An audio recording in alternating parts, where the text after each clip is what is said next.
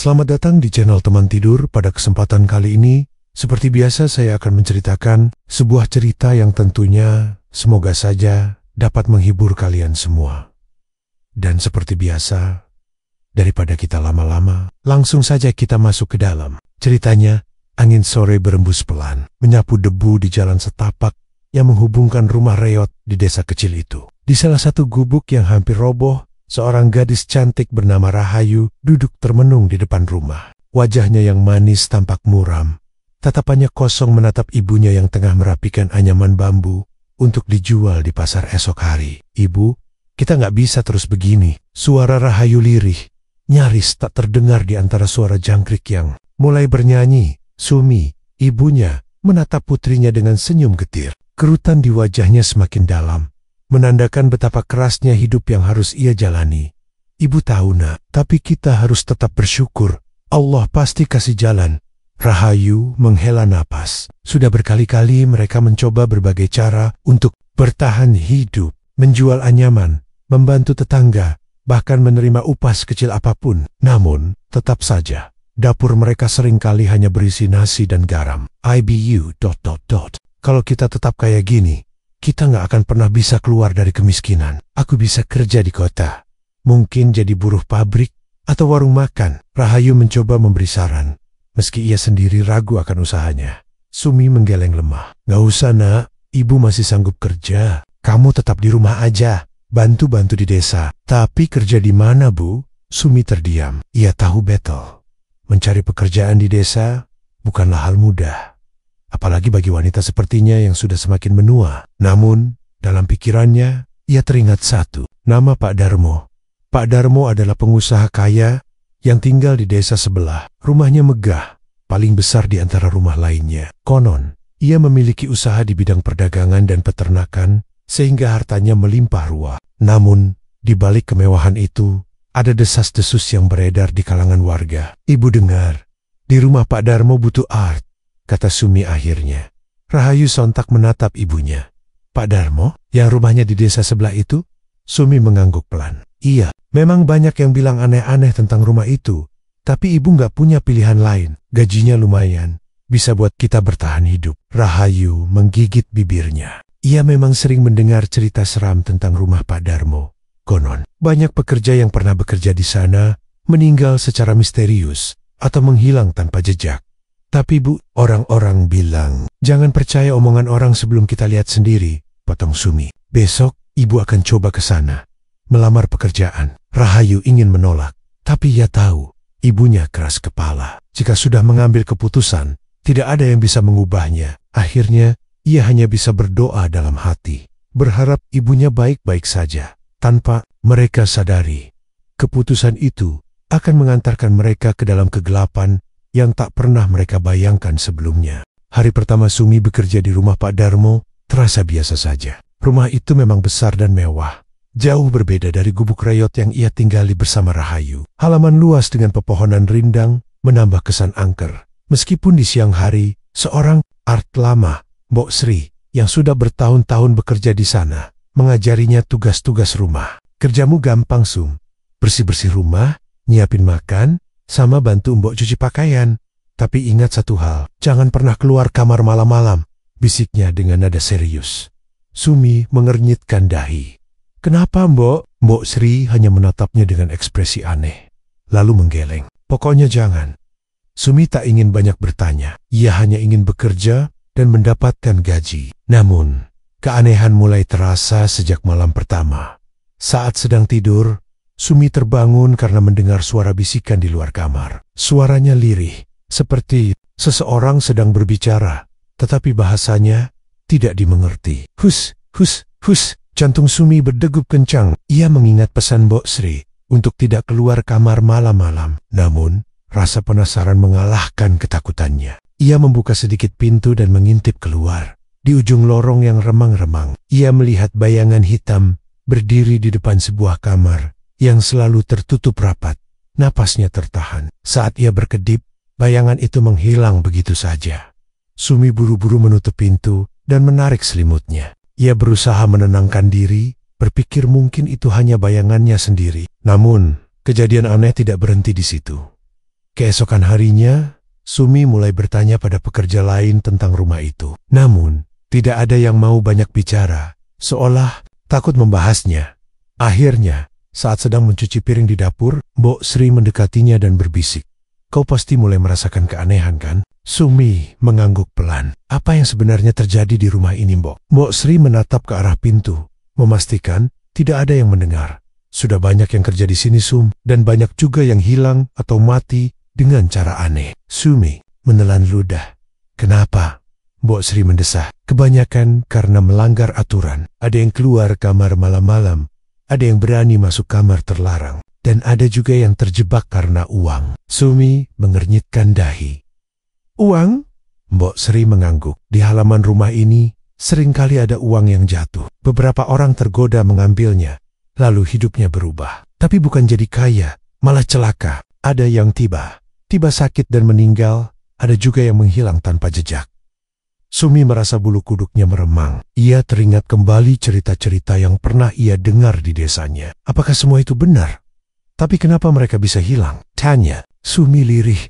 Mbok Sri mendekat. Suaranya semakin pelan. "Karena rumah ini bukan rumah biasa, Pak Darmo." Bukan orang biasa. Sumi tersekit. Ia mulai menyadari bahwa dirinya telah masuk ke tempat yang berbahaya. Namun, ia tidak bisa mundur. Ia butuh uang untuk menghidupi Rahayu. Apapun yang terjadi, ia harus bertahan.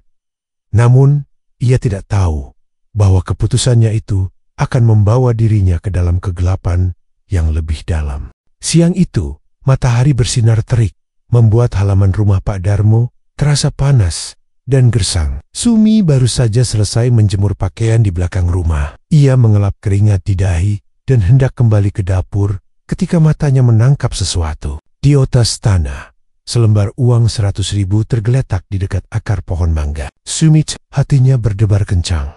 "Inikah yang dimaksud Mbok Sri?" pikirnya. Ia berdiri mematung, menimbang-nimbang. Seumur hidupnya, ia tidak pernah mendapat rezeki yang jatuh begitu saja. Apakah ini memang rezekinya? Ataukah ini jebakan? Seperti yang diceritakan Mbok Sri, ia menoleh ke sekeliling. Tidak ada siapa-siapa. Para pekerja lain sibuk dengan tugas masing-masing. "Kalau aku ambil, Rahayu bisa makan lebih layak besok," pikarnya lagi. Dengan tangan gemetar, Sumi membungkuk dan mengambil uang itu. Ia menggenggamnya erat dan buru-buru memasukkannya ke dalam saku. Ia merasa bersalah, tetapi ia juga butuh uang itu. Namun, sejak detik itu, sesuatu mulai berubah.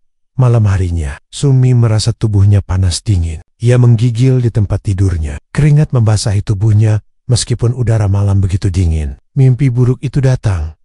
Ia berada di halaman rumah Pak Darmo, di tempat yang sama di mana ia menemukan uang tadi siang. Namun, di sekelilingnya kini berdiri sosok-sosok hitam dengan mata merah menyala. Mereka berbisik-bisik dengan bahasa yang tidak dimengerti. "Hus, has." Sumi mencoba berlari, tapi kakinya terasa berat, seakan tertanam ke tanah.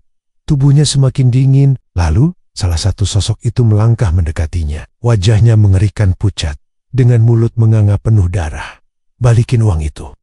Serak menggema di telinganya. Sumi ingin berteriak, tapi suaranya tertahan di tenggorokan. Tiba-tiba, tangan kurus pucat itu meraih lehernya dan mencengkeram kuat. Sumi tersentak bangun. Napasnya terengah-engah. Jantungnya berdebar begitu kencang.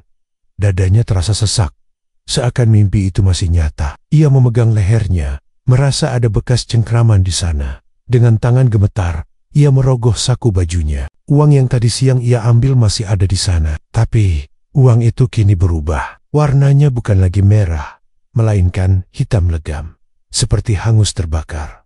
Sumi menahan napas. Kini ia sadar, ia telah melakukan kesalahan besar. Namun, semua sudah terlambat.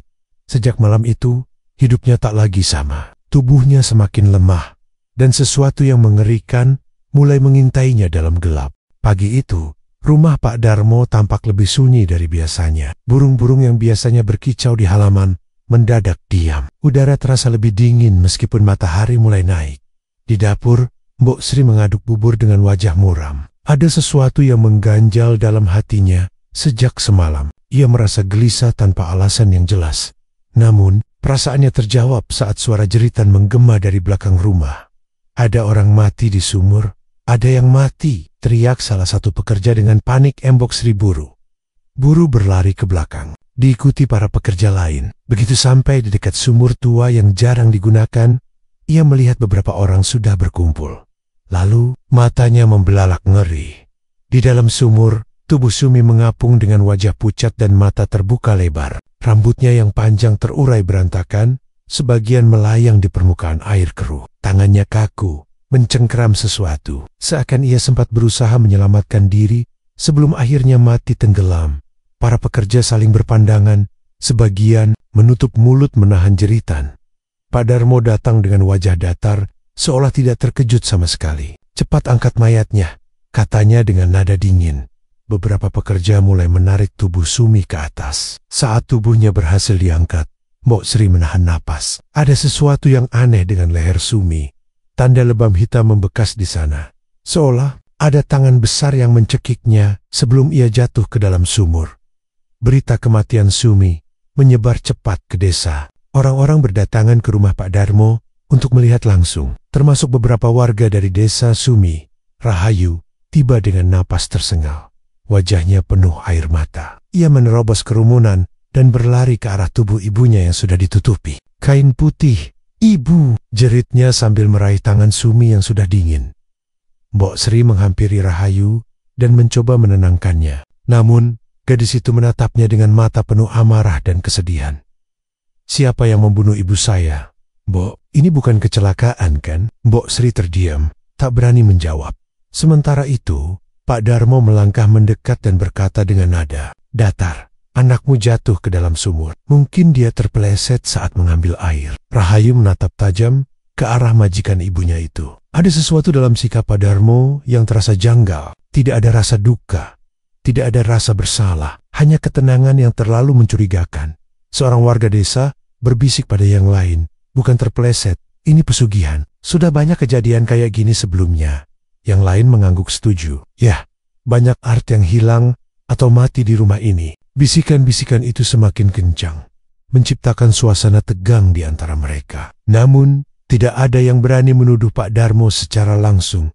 Rahayu mengepalkan tangan. Ia tahu ada yang tidak beres. Ibunya tidak mungkin jatuh begitu saja dalam sumur dengan air mata yang terus mengalir. Ia berjanji dalam hati, ia akan mencari tahu kebenarannya. Dan jika memang ibunya dibunuh, maka ia akan membalas dendam dengan cara apapun. Sejak kematian ibunya, hidup Rahayu berubah drastis. Tidak ada lagi tawa di rumah kecil mereka, yang ada hanya kesunyian yang menyakitkan dan perasaan kehilangan yang membakar dadanya. Setiap kali ia teringat wajah ibunya yang terbujur kaku di tepi sumur. Hari-hari berlalu, tapi Rahayu tidak bisa menerima kenyataan bahwa ibunya mati begitu saja. Ada sesuatu yang tidak beres. Matanya yang sembab karena menangis mulai menatap dunia dengan kebencian. Ia mulai bertanya-tanya kepada warga desa yang pernah bekerja di rumah Pak Darmo. Namun, setiap kali ia menyebut nama majikan ibunya, wajah orang-orang langsung berubah. "Pucat! Sebaiknya kamu jangan ikut campur, Rahayu," kata seorang mantan pekerja dengan suara bergetar. "Tapi kenapa? Apa yang terjadi sebenarnya?" desak Rahayu. Orang itu hanya menggeleng cepat dan berlalu tanpa menjawab. Semakin banyak ia bertanya, semakin jelas bahwa ada sesuatu yang ditutupi. Semua orang ketakutan. Namun, satu hal yang ia temukan dari bisikan-bisikan mereka membuatnya merinding. Bukan hanya ibunya yang mati secara misterius di rumah itu. Beberapa tahun lalu, ada seorang art yang tiba-tiba jatuh sakit dan meninggal setelah berutang pada Pak Darmo. Lalu, ada juga yang hilang tanpa jejak setelah menemukan uang. Di halaman rumah, semua pekerja yang mengalami kejadian aneh berakhir dengan kematian. Pak Darmo bukan manusia biasa. Malam itu, Rahayu duduk di depan rumahnya yang gelap. Ia menatap langit, tetapi pikirannya tidak berada di sana. Yang ada hanya bayangan wajah ibunya. Hatinya terbakar. Dendam semakin menguasai jiwanya. "Kalau orang-orang takut, aku tidak akan takut." Ia mengepalkan tangannya. Jika memang Pak Darmo telah mengorbankan ibunya untuk sesuatu yang jahat, maka ia akan membalasnya. Ia tidak peduli harus menempuh jalan apa, bahkan jika ia harus masuk ke dunia yang lebih gelap, ia akan melakukannya. Rahayu berjalan sendirian di tengah kegelapan malam. Langkah kakinya menapaki tanah hutan yang basah, diiringi suara lolongan anjing dari kejauhan. Pepohonan menjulang tinggi di sekelilingnya, menciptakan bayangan menyeramkan yang bergerak-gerak. Di bawah cahaya bulan, tidak ada rasa takut dalam dirinya. Yang ada hanya amarah dan dendam yang semakin membara. Ia telah mendengar desas-desus tentang seseorang yang bisa membantunya, Ki Jagasatru, seorang dukun sakti yang tinggal di tengah hutan, jauh dari pemukiman manusia. Orang-orang menyebutnya penjaga ilmu hitam, seseorang yang bisa memberikan kekuatan luar biasa dengan harga yang mahal, dan Rahayu siap membayar harga itu. Setelah berjalan cukup jauh, ia tiba di depan sebuah gubuk tua yang hampir tertutup sulur-sulur tanaman liar. Angin dingin berembus, membawa bau anyir yang menusuk hidung. Dengan hati-hati, Rahayu melangkah mendekati pintu. Namun, sebelum ia sempat mengetuk, suara berat menggema dari dalam. "Apa yang kau cari, anak muda?" Rahayu tertegun. Seolah di dalam sudah tahu kedatangannya. Perlahan, pintu kayu itu terbuka sendiri, mengeluarkan suara berderit yang nyaring. Di dalamnya, seorang pria tua bertubuh kurus, duduk bersila di atas tikar. Matanya tajam, penuh kebijaksanaan sekaligus kegelapan. Rahayu menelan ludah lalu berlata. "Saya ingin belajar ilmu hitam, Ki." Dukun itu menatapnya lama. "Ilmu hitam bukan mainan. Sekali kau masuk ke dalamnya, kau tidak akan bisa kembali seperti dulu." Rahayu mengepalkan tangan. "Saya tidak peduli. Saya ingin balas dendam. Saya ingin menghancurkan keluarga Pak Darmo." Ki Jagasatru tersenyum tipis, seolah sudah sering mendengar permintaan seperti ini. "Dendam adalah api yang akan menghanguskan jiwa. Kau siap membayar harganya?" Tanpa ragu, Rahayu mengangguk. Dukun itu menghela napas. Ia lalu bangkit dan mengambil sebuah kendi berisi cairan hitam pekat. "Jika itu maumu, lakukan ritual ini. Minum darah burung gagak ini, lalu berendam di sungai keramat sebelum matahari terbit." Rahayu menerima kendi itu tanpa berpikir panjang. Ia meneguk cairan kental itu, meskipun rasanya begitu pahit dan amis, membuat perutnya mual. Begitu Karen itu masuk ke tubuhnya, kepalanya langsung terasa berputar. Pandangannya mengabur, dan suara-suara asing mulai terdengar di telinganya.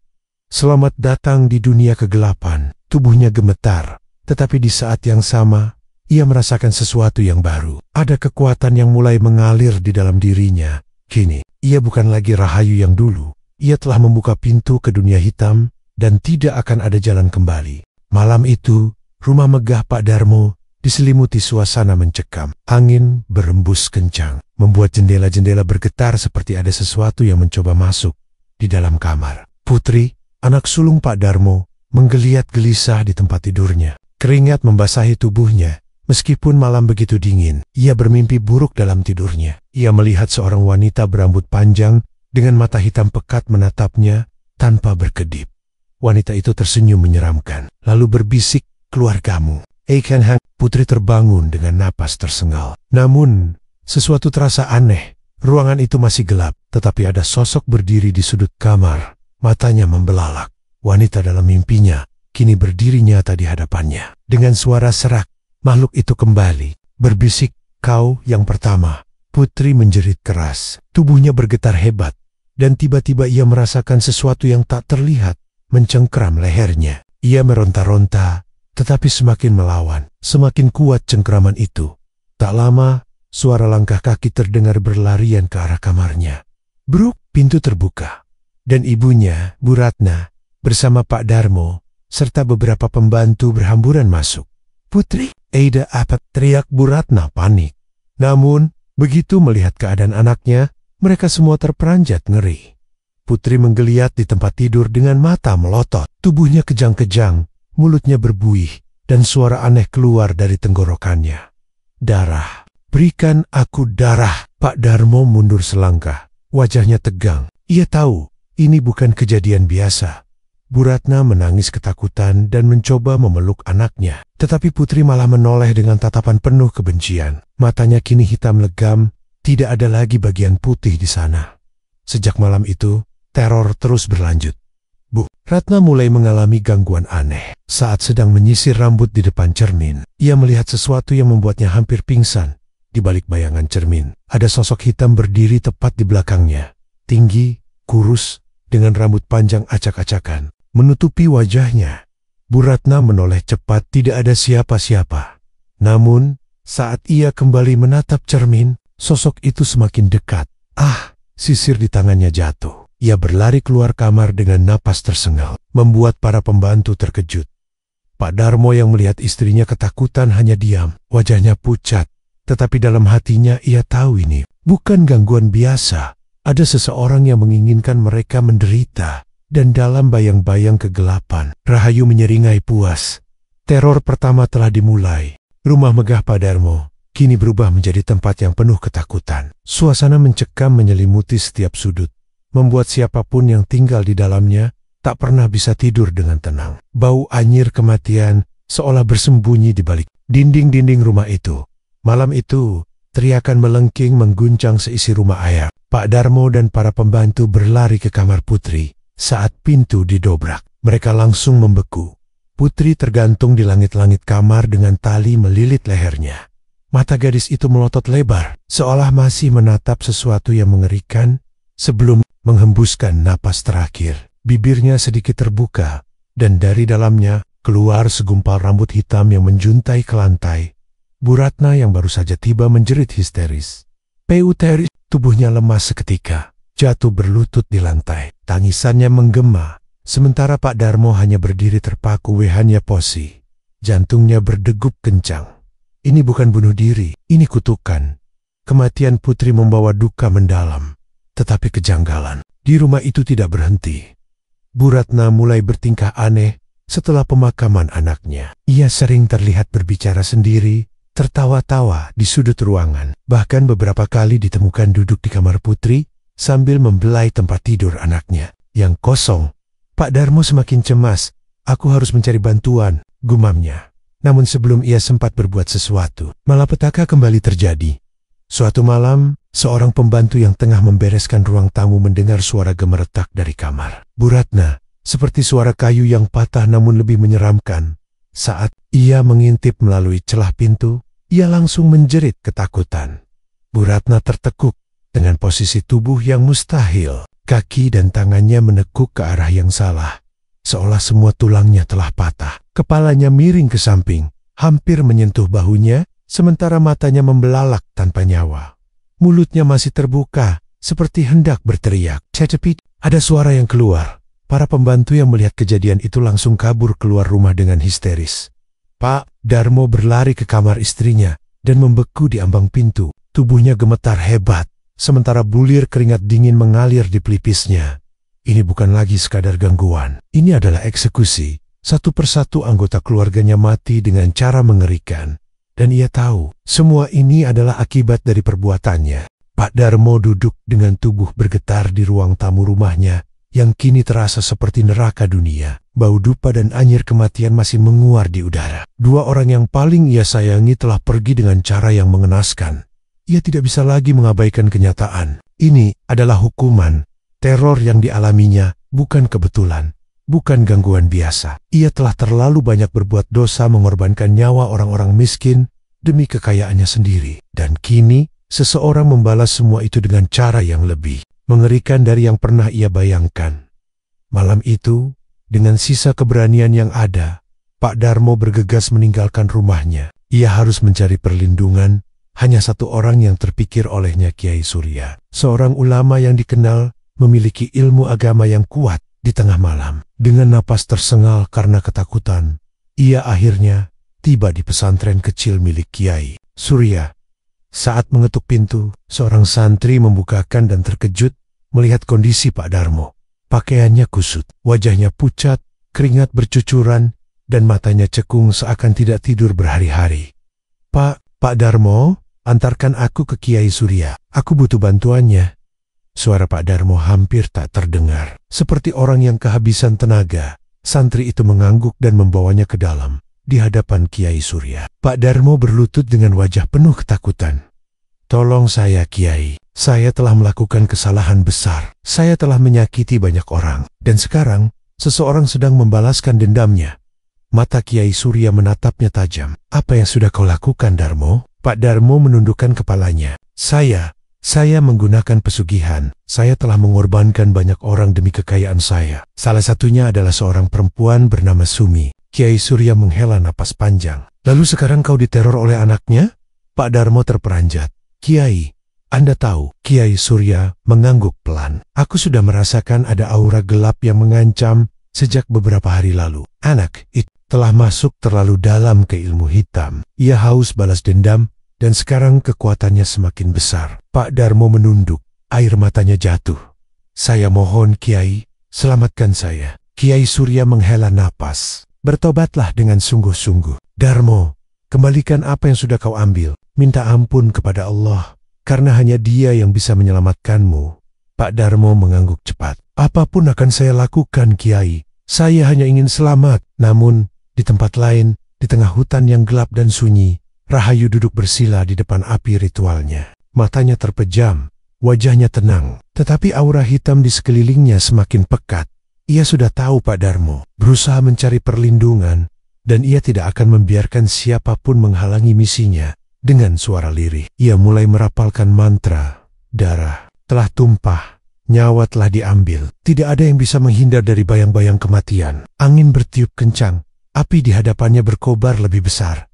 Pak Darmo boleh meminta perlindungan, tapi ajalnya sudah di depan mata. Malam itu, Pak Darmo duduk gemetar di dalam pesantren Kiai Surya. Setelah bertahun-tahun hidup dalam kelimpahan dengan pesugihan, kini ia menjadi seorang pria tua yang ketakutan, dihantui oleh dosa dan kematian yang sudah di depan mata. Kiai Surya telah mencoba menenangkan hatinya, menyuruhnya beristighfar dan bertaubat. Namun, teror yang mengintainya terlalu kuat. Ia tidak bisa lepas dari ketakutan dari bayangan hitam yang terasa semakin dekat. Sekitar tengah malam, santri yang berjaga mendengar suara lirih dari kamar tempat Pak Darmo beristirahat. Ampun, ampun, jangan ambil aku. Santri itu saling berpandangan. Salah satu dari mereka memberanikan diri untuk mengintip dari celah pintu. Matanya langsung melebar. Pak Darmo berjongkok di sudut kamar. Tubuhnya gemetar hebat. Mata pria tua itu menatap ke arah langit-langit dengan ekspresi ketakutan yang luar biasa. Mulutnya terbuka, mengeluarkan suara erangan rendah, seolah melihat sesuatu yang tidak kasat mata. Dia di sini. Suara Pak Darmo hampir tak terdengar. Santri itu menelan ludah. Siapa Pak? Pak Darmo perlahan-lahan mengangkat tangannya, menunjuk ke arah pojok kamar yang gelap. Saat santri itu mengalihkan pandangan ke sana, dadanya langsung sesak. Ia tidak bisa bergerak, tidak bisa bernafas. Di sudut ruangan, sesosok bayangan berdiri. Bayangan itu perlahan keluar dari kegelapan, memperlihatkan wujudnya, seorang gadis muda dengan wajah pucat dan senyum yang mengerikan. Matanya kosong, hitam, seperti jurang tak berdasar. Gaunnya berkibar pelan, seolah ada angin yang berhembus hanya ke arahnya. Dan kemudian, ia tertawa. Hihihi. Santri itu langsung jatuh terduduk, mulutnya menganga tanpa suara. Pak Darmo, yang sudah tidak bisa lagi menahan teror, tiba-tiba memegangi dadanya. Napasnya tersengal, wajahnya memucat lebih parah. Ia mencakar-cakar lehernya sendiri, seolah ada sesuatu yang mencekiknya. Talent, suara jeritanya menggema di seluruh pesantren. Namun sebelum ada yang bisa menolongnya, Pak Darmo terjatuh ke lantai. Tubuhnya mulai kejang-kejang, lalu mendadak diam. Mata Pak Darmo membelalak dengan ekspresi ketakutan yang luar biasa.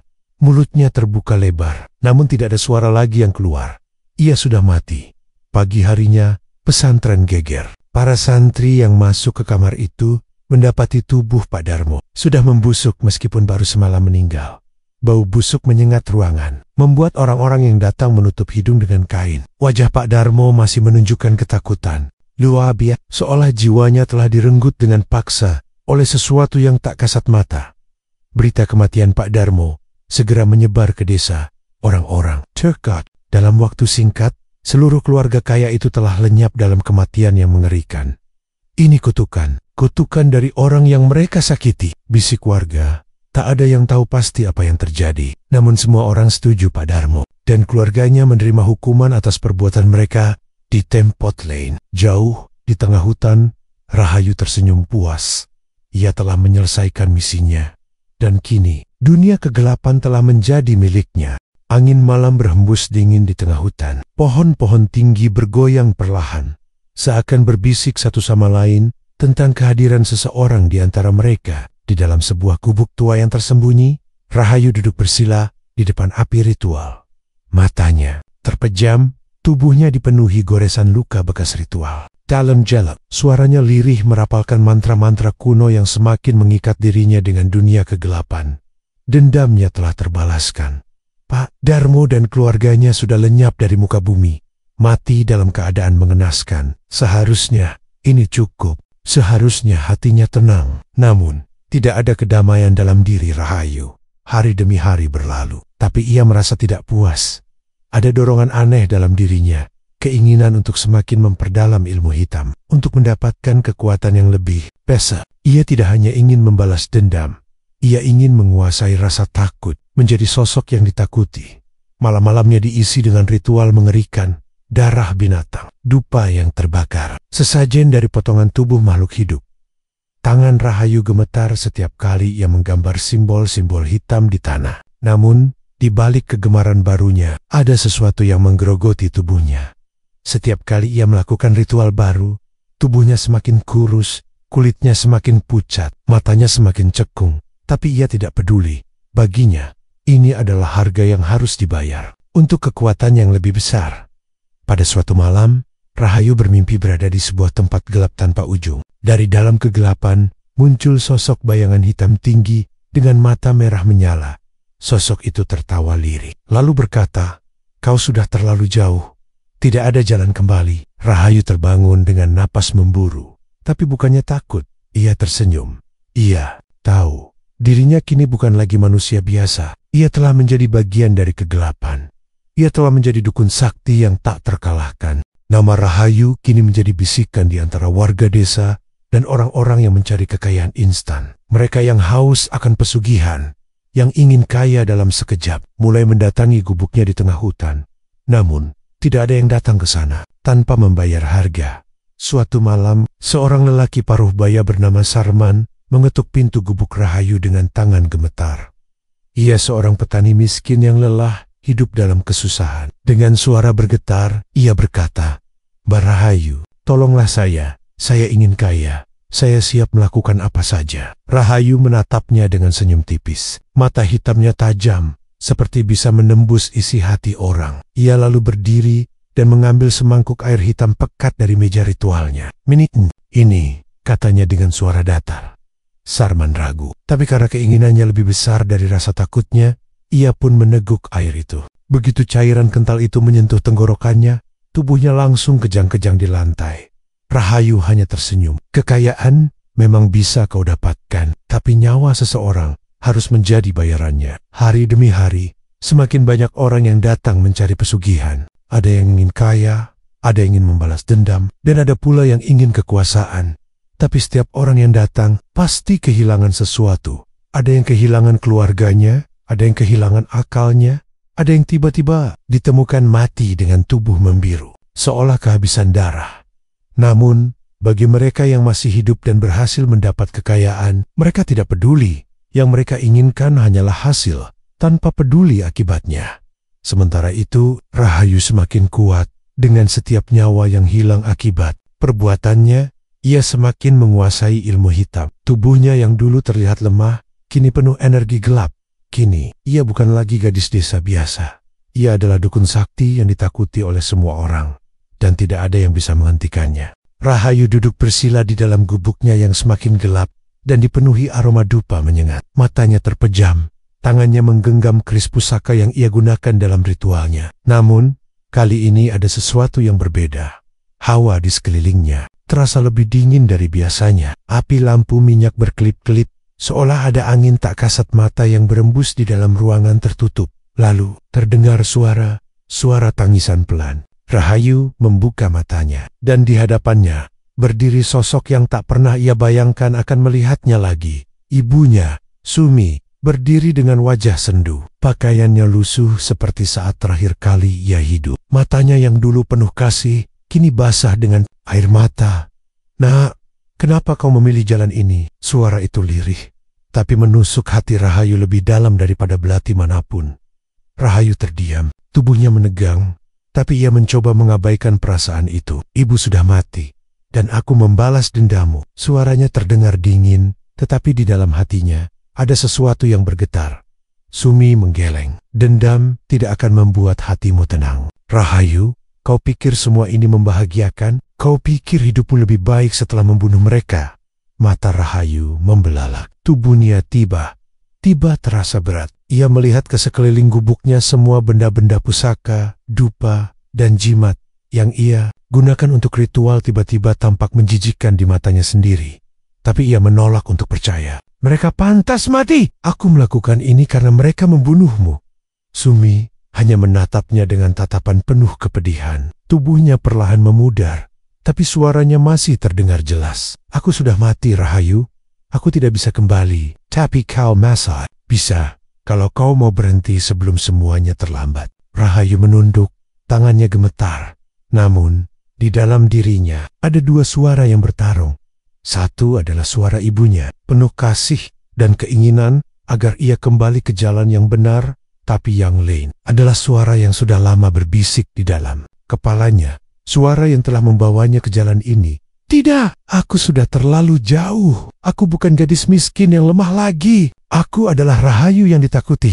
Aku tidak akan mundur. Saat ia berkata demikian, sosok ibunya benar-benar menghilang, meninggalkan Rahayu seorang diri dalam kesunyian yang menyiksa. Hanya ada suara angin malam yang menggerakkan dahan pohon di luar, dan di dalam hatinya ada lubang yang semakin besar.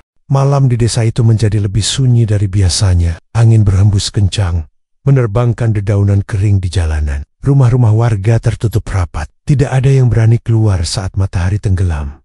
Sebab sejak kepergian Rahayu, sesuatu yang mengerikan mulai terjadi. Gubuk tempat Rahayu tinggal di tengah hutan kini kosong. Tidak ada jejak keberadaannya. Beberapa orang yang nekat mencari dukun sakti itu tidak pernah kembali. Mereka yang berhasil pulang dengan selamat selalu menceritakan hal yang sama. Ada sosok perempuan dengan mata merah yang mengintai di antara pepoh. Rambutnya panjang, tubuhnya kurus, tapi senyumnya penuh kebencian. Penduduk desa mulai percaya bahwa Rahayu tidak benar-benar mati, tetapi berubah menjadi siluman yang haus akan jiwa manusia. Setiap malam terdengar suara tawa kecil dari dalam hutan, bergema di antara batang-batang pohon tua. Kadang terdengar bisikan yang menyebut nama orang-orang tertentu seperti panggilan dari arwah yang menginginkan korban baru. Sementara itu, rumah Pak Darmo yang kini kosong menjadi tempat paling angker di desa. Dindingnya yang dulu megah kini penuh dengan lumut. Dan retaken, pintu kayunya berderit pelan setiap kali angin malam berhembus. Tidak ada yang berani mendekatinya, apalagi masuk ke dalam, sebab mereka yang pernah lewat di depannya mengaku melihat bayangan di jendela bayangan. Seseorang yang matanya menatap, penuh dendam. Beberapa anak kecil yang penasaran pernah mencoba bermain di halaman rumah itu. Namun, mereka pulang dengan wajah pucat, menangis ketakutan, dan berkata, kami melihat wanita berbaju hitam berdiri di depan sumur, menatap kami tanpa mata. Setelah kejadian itu, warga memutuskan untuk membiarkan rumah itu kosong selamanya. Kini, tidak ada yang tahu pasti kemana Rahayu pergi. Apakah ia benar-benar menghilang? Ataukah ia masih berada di hutan, menunggu orang-orang yang serakah untuk datang mencari kekayaan? Yang jelas, namanya tetap hidup dalam ketakutan orang-orang. Dan setiap kali angin malam berbisik di antara pohon-pohon, ada satu suara samar yang terdengar. Tawa kecil yang terdengar seperti bisikan dari dunia lain.